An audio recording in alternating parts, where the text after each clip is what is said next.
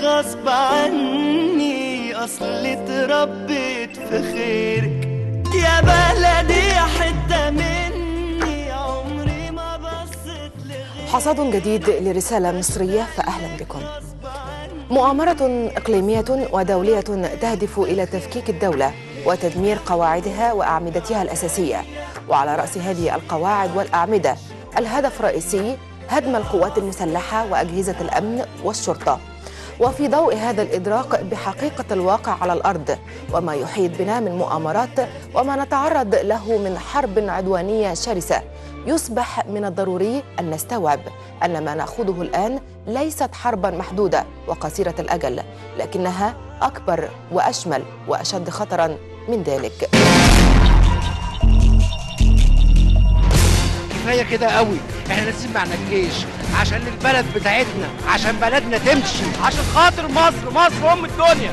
أمسك سلاح وأموت ده وأموت ده أبرياء إزاي؟ من قدر مؤمنا خطأ فجزاؤه جهنم. واحنا مفوضين السيسي ان هو يقضي على الارهاب كله اللي في البلد. بنقول له احنا شفنا فيك يا جمال عبد الناصر يا سيسي، احنا كلنا كقوة سياسية وراك بقلبنا بأطفالنا بعيالنا، لان انت بتدعي للسلام.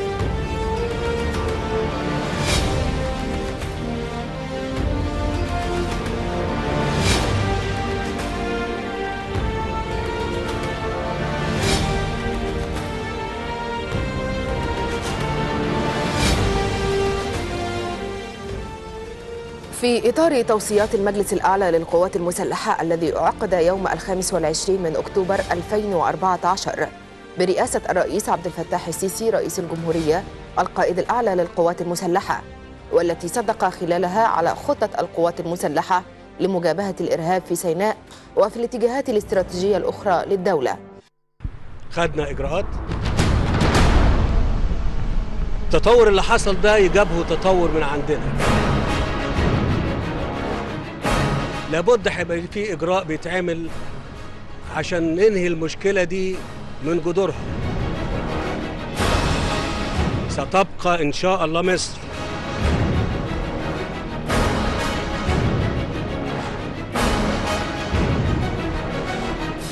تحيا مصر، تحيا مصر، تحيا مصر.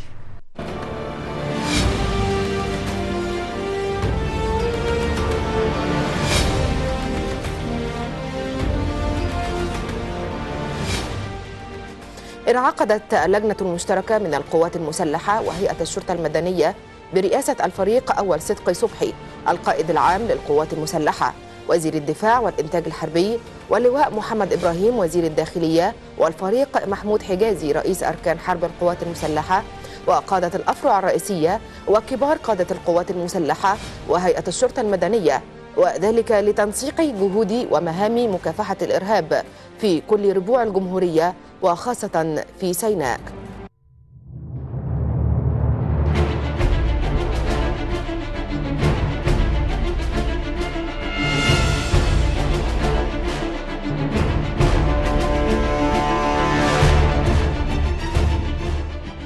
في إطار الخطة الأمنية المحكمة لمجابهة الإرهاب في سيناء والتي صدق عليها الرئيس عبد الفتاح السيسي رئيس الجمهورية خلال الجلسة الطارئة للمجلس الأعلى للقوات المسلحة في أعقاب الهجوم الإرهابي الغادر الذي استهدف إحدى نقاط الارتكاز الأمني للقوات المسلحة بالشيخ زويد، بدأت القوات المسلحة تنفيذ مراحل تلك الخطة، حيث عززت القوات المسلحة من إجراءاتها الأمنية المشددة بمناطق العريش ورفح والشيخ زويد والمناطق الصحراوية المحيطة بها.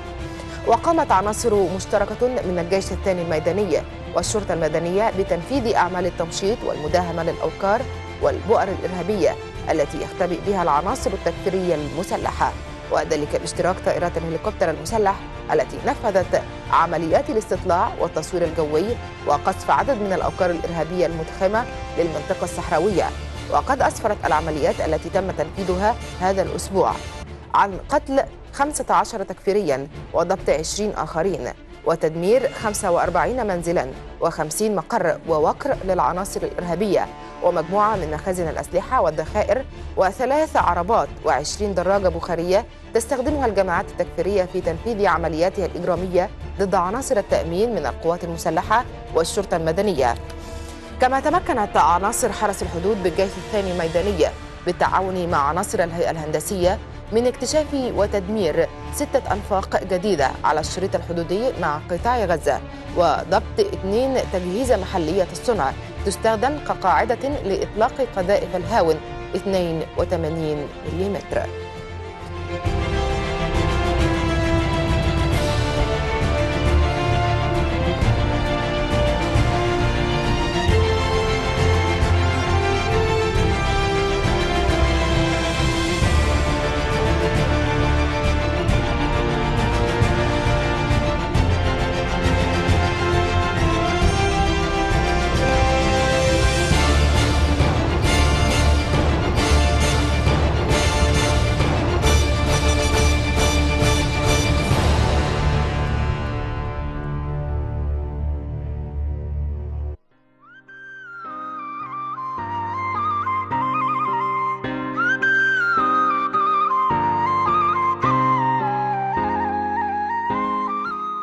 تفقد الفريق أول صدقي صبحي القائد العام للقوات المسلحة وزير الدفاع والإنتاج الحربي، يرافقه الفريق محمود حجازي رئيس أركان حرب القوات المسلحة وعدد من كبار قادة القوات المسلحة مصابي الحادث الإرهابي الغادر الذي استهدف إحدى النقاط الأمنية بشمال سيناء والذين تم نقلهم لتلقي العلاج بالمجمع الطبي للقوات المسلحة بالمعادي. وأعرب القائد العام عن تمنياته بالشفاء العاجل للمصابين وتقديره لعطاء رجال القوات المسلحة وتضحيتهم من أجل محاربة الإرهاب والتصدي لأعداء مصر على كافة الاتجاهات. وقد أمر القائد العام بتوفير الإمكانيات كافة والعلاجية والرعاية الطبية الفائقة للضباط والصف والجنود المصابين وتوفير سبل الرعاية لهم. من جانبهم أكد الضباط والجنود المصابين أن أرواحهم ودماءهم فداء لمصر وشعبها العظيم الذي يقدر تضحياتهم وجهودهم ويلتفت دائما حولهم لمواجهة المخاطر والتحديات التي تستهدف النيل من مصر وأمنها القومي. لا للأسف هم ما بيواجهوش وش لوش، هم دايما كل ضربهم من بعيد يعني، هم دايما لازم يستخبوا ورا حاجة. أهالي الشهداء إن شاء الله يعني إحنا عاوزين نقسم لهم إن إحنا مش هنسيب حق إخواتنا ودول ولادي قبل ما يكونوا أي حاجة، ولازم هنرجع من هنا على هناك على طول إن شاء الله نجيب حقهم وطارهم. لا بإذن الله هرجع كمان تاني بإذن الله. الله هرجع ومش هرجع بيتنا إن شاء الله إلا لما نجيب حق الناس اللي هناك دي بإذن الله. ناخد حق زمايلنا، ناخد حقنا.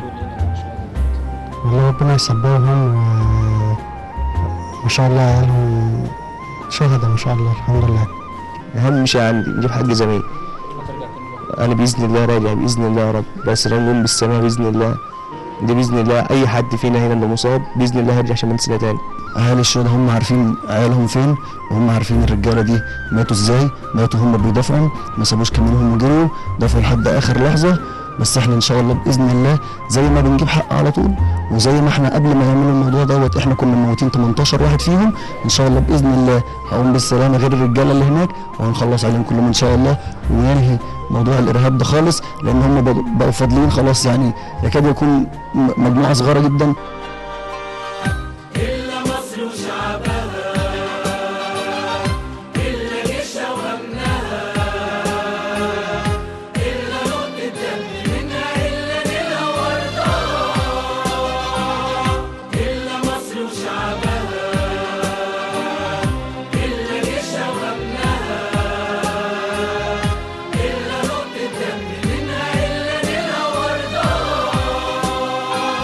مصر لما تقول ولاد كل مصري يقول بلاد، واللي كان بالشر بادي مصر جاهز ردها. مصر فيها كل شارع الكنيسة حضنة جارع، بتزيد المواجع على قلب واحد كلها. إلا مصر وشعبها، إلا مصر وشعبها، إلا جيشها وأمنها،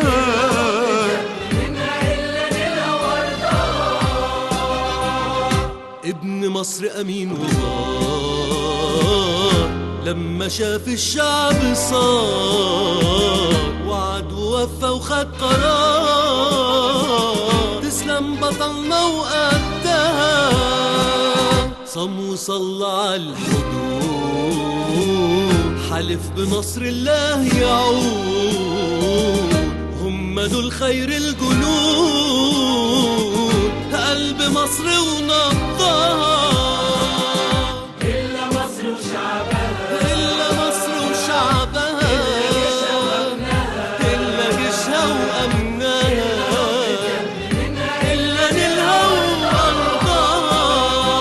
كرمها رب العالمين وذكرها في قرآنه الكريم، سيدنا النبي طه الأمين وصى كتير على أهلها، يمو الشاي تعبت ياما، ربيتي في رجولة وشهامة، وبفرحة قلت مع السلامة، في الجنة يا ابني وخلدها. إلا مصر وشعبها، إلا مصر وشعبها، إلا جيشها وأمنها، إلا جيشها وأمنها،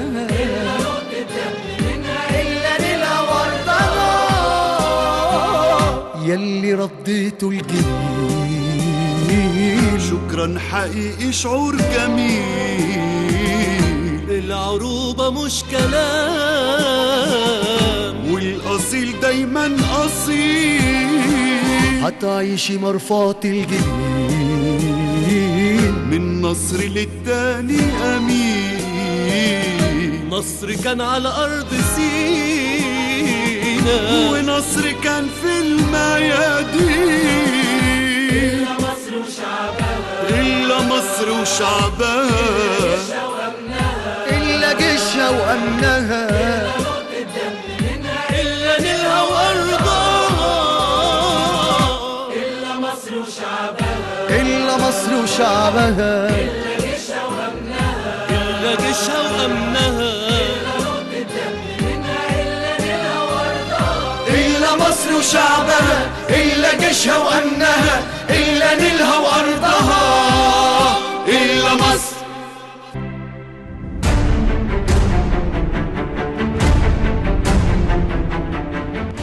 المناورة بدر 2014 أكبر مناورة استراتيجية يقوم بها الجيش المصري بمشاركة جميع القيادات والهيئات والإدارات والجيوش الميدانية والمناطق العسكرية على مختلف الاتجاهات الاستراتيجية للدولة.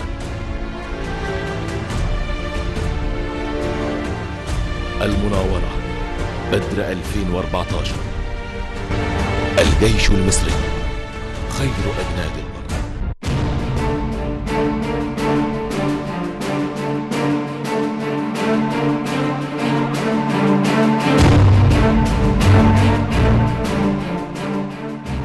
تزامنا مع الإجراءات التي تتخذها القوات المسلحة لمجابهة الإرهاب على كافة الاتجاهات الاستراتيجية، وفي إطار فعاليات المناورة الاستراتيجية التعبوية للقوات المسلحة بدر 2014، شهد الفريق أول صدقي صبحي وزير الدفاع والإنتاج الحربي إجراءات التفتيش ورفع الكفاءة القتالية لإحدى تشكيلات المنطقة الغربية العسكرية، وذلك بعد تطويرها وتسليحها ورفع كفاءتها القتالية بما يمكنها من مجابهة المخاطر والتهديدات المحتملة.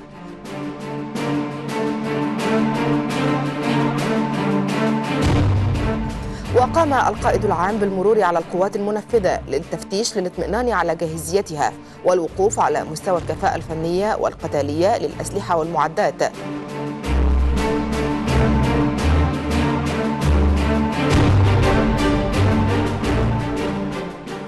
وناقش عددا من الضباط والجنود في أسلوب تنفيذهم لمهامهم وكيفية مواجهة المواقف الطارئة. وطالب القائد العام رجال القوات المسلحة باليقظة الدائمة والحفاظ على أعلى مستويات الكفاءة والاستعداد القتالي الدائم لمواجهة التهديدات المختلفة التي تستهدف المساس بأمن الوطن واستقراره.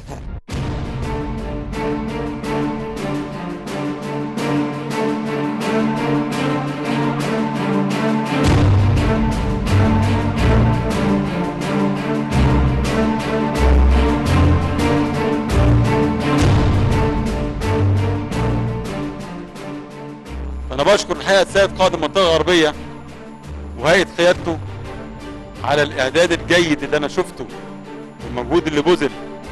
جنب شكر ده بشكر كل ضابط احتياط مستدعى مقاتل وكل فرد جندي مستدعى مقاتل إنه ساب بيته وأسرته وساب شغله وجه عشان يؤدي واجبه تجاه بلده مصر. إن دل على شيء يدل على طبيعة المصريين اللي بيقفوا جنب بلدهم لما بلدهم تطلبهم ينفذوا أي حاجة لصالحهم. ربنا يوفقنا جميعا يا أبطال ونقدم لبلدنا أحسن حاجة عندنا تملي. متشكرين وتملي. تحيا مصر، تحيا مصر، تحيا مصر.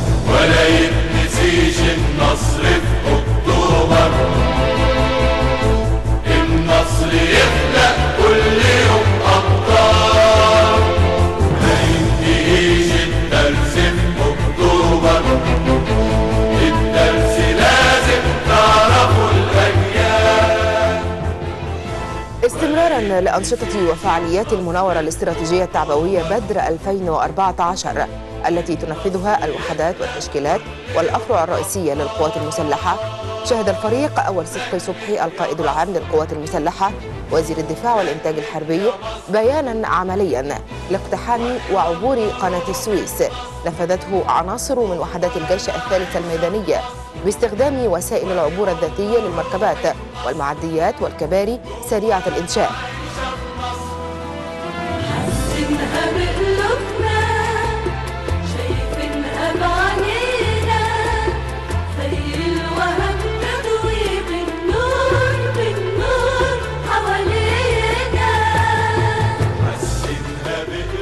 وأكد اللواء أركان حرب أسامة عسكر قائد الجيش الثالث الميداني على أن رجال الجيش الثالث أقسموا على البذل والعطاء في سبيل مصر وقواتها المسلحة والعمل بكل الإيمان والصمود والتحدي لتنفيذ المهام كافة التي توكل إليهم للدفاع عن تراب الوطن وصون مقدساته. يسمع أمل عصره ويشوف معاه الشعب. وفي نهاية البيان أشاد القائد العام بالأداء المتميز لرجال القوات المسلحة وما وصلت إليه التشكيلات والوحدات من مهارات ميدانية واستعداد قتالي عادي، وأكد على قدرة الجيش المصري على تنفيذ الالتزامات كافة والأهداف المخططة للمناورة بدر 2014، وأننا ماضون بكل قوة وصلابة ولن يثنينا عن أداء واجبنا ولا الموت ذاته، وأن القوات المسلحة اتخذت إجراءات سيعلم نداها كل أبناء الشعب المصري خلال الأيام القادمة. الدرس في أكتوبر، الدرس لازم تعرفوا الأجيال، ولا يتنسيش النصر في أكتوبر، النصر يبدأ كل يوم أبطال.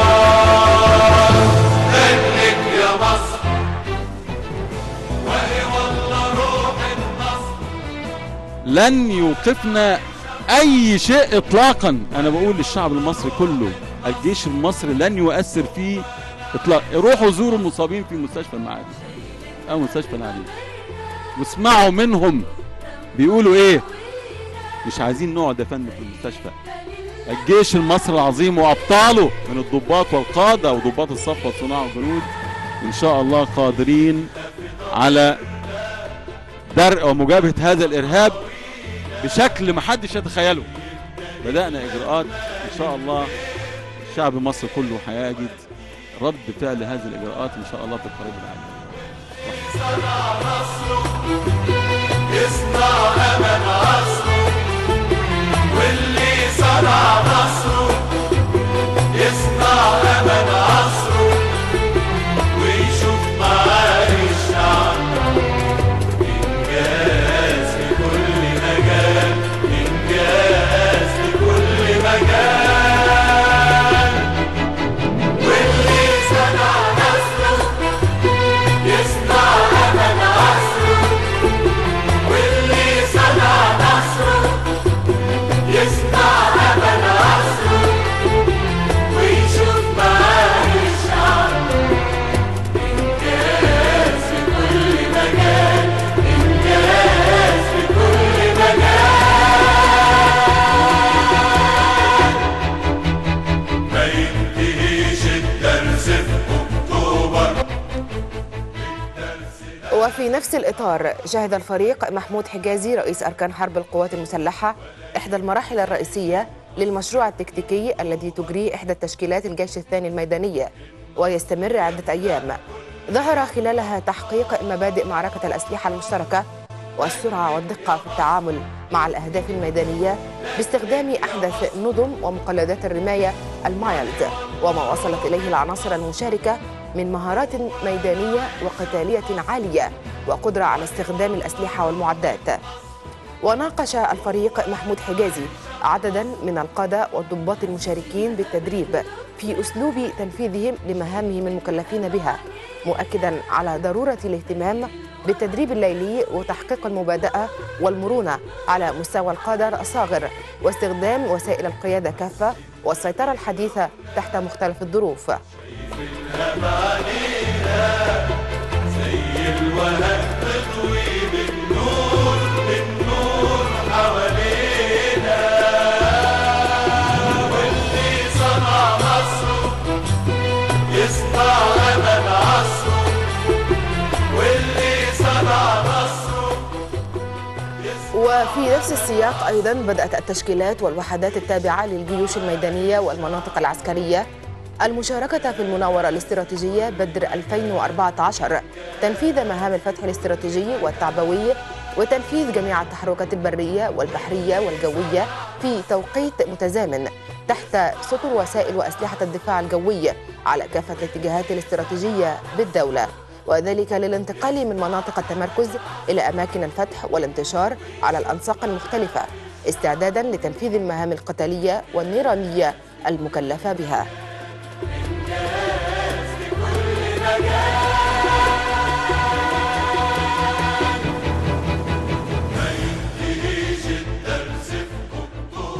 حيث قامت مجموعة من الوحدات البحرية بالإبحار والتحرك لتأمين الأهداف الساحلية وتأمين القوات التي تعمل بمحاذاة الساحل، كما تم إعادة تمركز عدد من التشكيلات الجوية من المقاتلات والطائرات متعددة المهام والهليكوبتر المسلح في القواعد والمطارات المخططة استعدادا لتنفيذ الهجوم الجوي وتوفير الدعم والحماية الجوية للقوات البرية المشاركة. وتعد مرحلة الفتح الاستراتيجي والتعبوية من أهم المراحل الرئيسية في أعمال التحول للمعركة، والتي يتم خلالها نقل القوات إلى الاتجاه الاستراتيجي المخطط بعد رفع درجات الاستعداد القتالي والوصول إلى نسب الاستكمال التي تسمح بالبدء في أعمال القتال.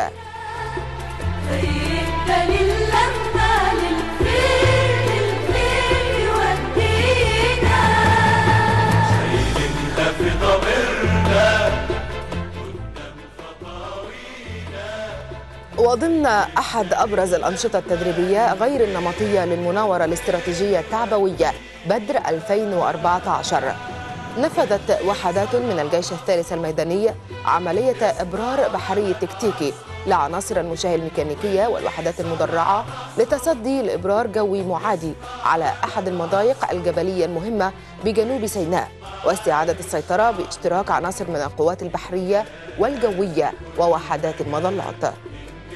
وتعد عملية الإبرار البحري من أعقد العمليات العسكرية لما لها من خصائص مميزة تختلف عن باقي العمليات البرية والبحرية والجوية، وذلك باستخدام وتوجيه القوة من البحر لتحقيق أهداف محددة على الأرض، وكذلك القدرة على إدارة أعمال القتال في المناطق الجبلية التي تتطلب العديد من المهارات القتالية والميدانية العالية للقوات المنفذة للإبرار.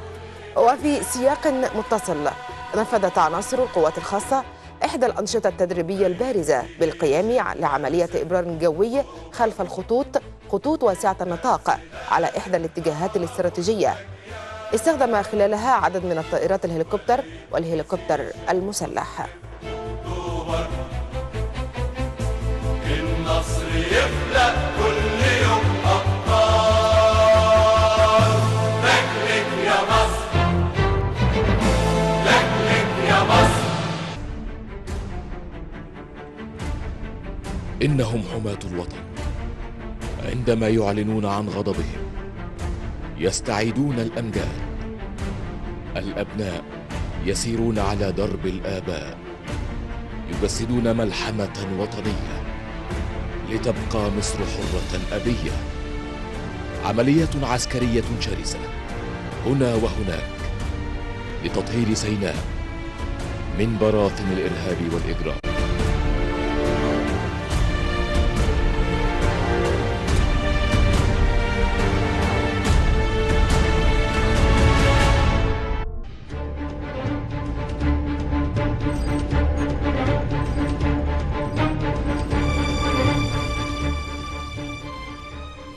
في إطار متابعة خطط القوات المسلحة لمجابهة الإرهاب في سيناء، تفقد الفريق محمود حجازي رئيس أركان حرب القوات المسلحة عناصر القوات المسلحة والشرطة المدنية المتمركزة بشمال سيناء، والتي تشارك في الحرب على الإرهاب والقضاء على العناصر التكفيرية والأوكار والبؤر الإرهابية في شبه جزيرة سيناء. وقام رئيس الأركان بمراجعة وتدقيق خطط الإجراءات الأمنية الموضوعة للقضاء على البؤر الإرهابية في سيناء، وتفقد أعمال التجهيز الهندسي لعدد من الكمائن والنقاط الأمنية على الطرق والمحاور الرئيسية بسيناء، والاطمئنان على الأحوال المعيشية والإدارية للعناصر المشاركة في الحملات الأمنية.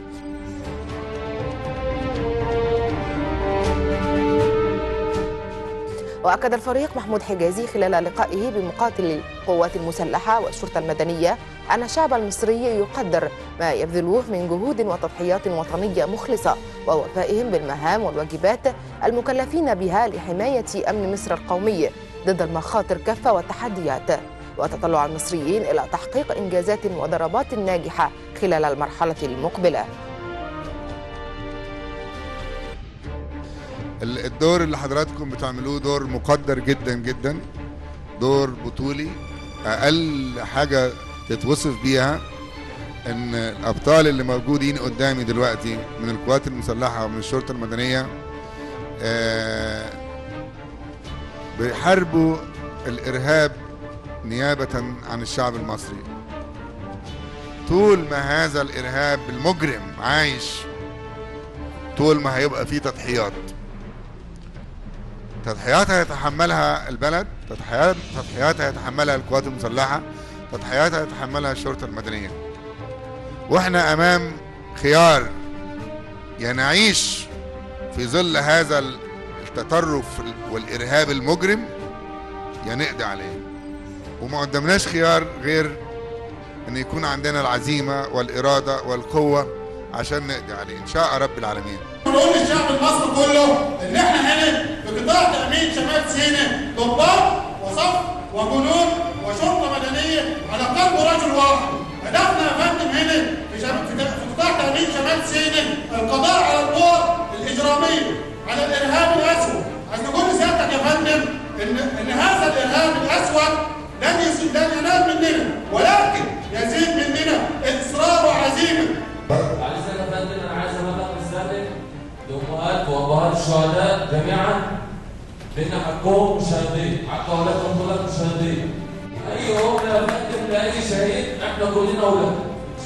إن شاء الله على يقين وعلم، والموضوع واضح وصريح بالنسبة لنا إن إحنا أصحاب رسالة، ورسالتنا إن إحنا هدفنا مصر إن شاء الله بعين الأمر محسوم، ويعني نطمن حضرتك والقيادة العليا ونطمن مصر كلها إن مصر جابت رجالة، مصر محدش فيها هيشوف سوق طول ما احنا موجودين على الأرض دي. بعون الله وبإذنه وبأمره احنا منتصرين قولا واحدا، والشهادة مصر.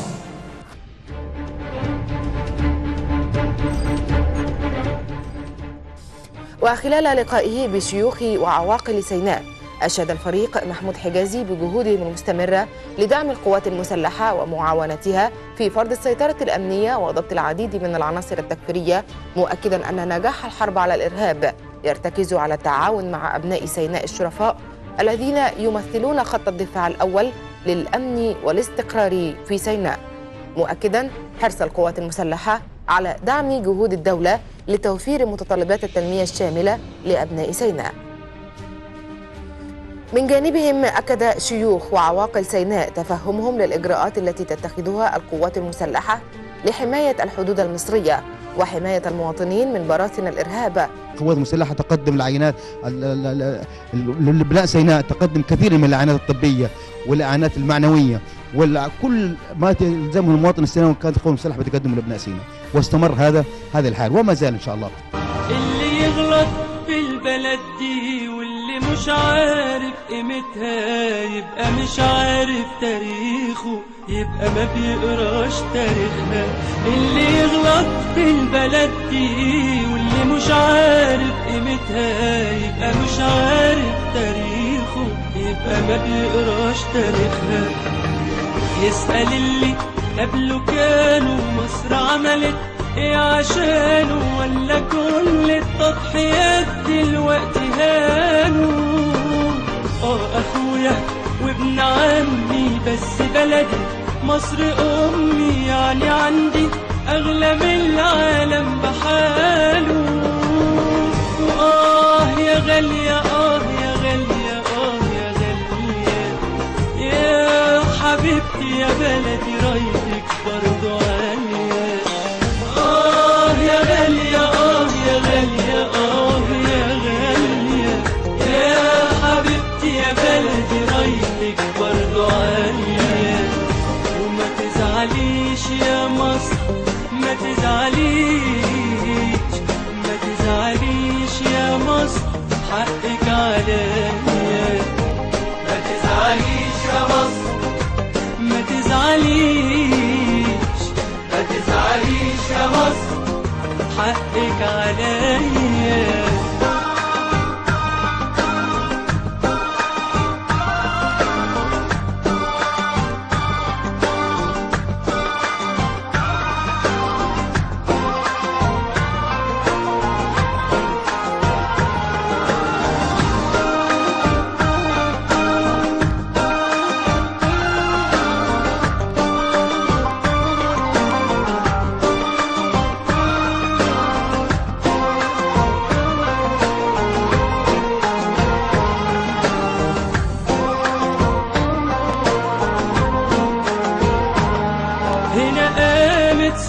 حركت العرب فتحرروا، مدرسين ومهندسين ودكاترة راحوا وعمروا، فنانين أدباء وعلماء في السلام والحرب زعماء. واللي ناسي كل ده دم الشهيد يفكروا. مصر من قبل التاريخ بتاريخ، وهي انكتب عليها تحمي الأمة دي. احنا أكتر شعب شال المسؤولية، احنا أكتر شعب حارب للقضية. لو هتنسوا مش هتنسى مصر نورها، جمهورية مصر تفضل عربية. يا غالية يا غالية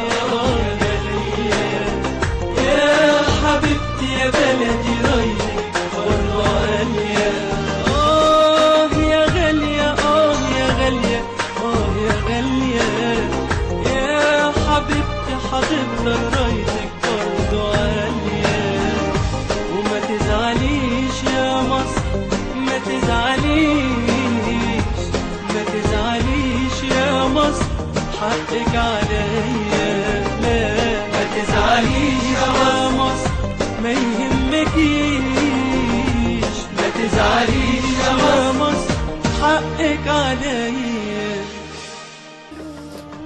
مصر قوة إقليمية لا يمكن مقارنتها بأي جماعة أو تنظيم إرهابي مهما كان حجمه أو وزنه أو من ورائه بالتمويل أو المساعدة.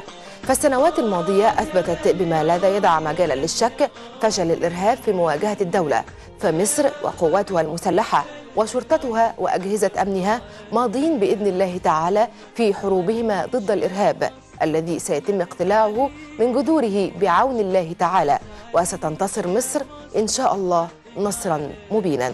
دمتم في رعاية الله وأمنه. يا غالية يا غالية يا غالية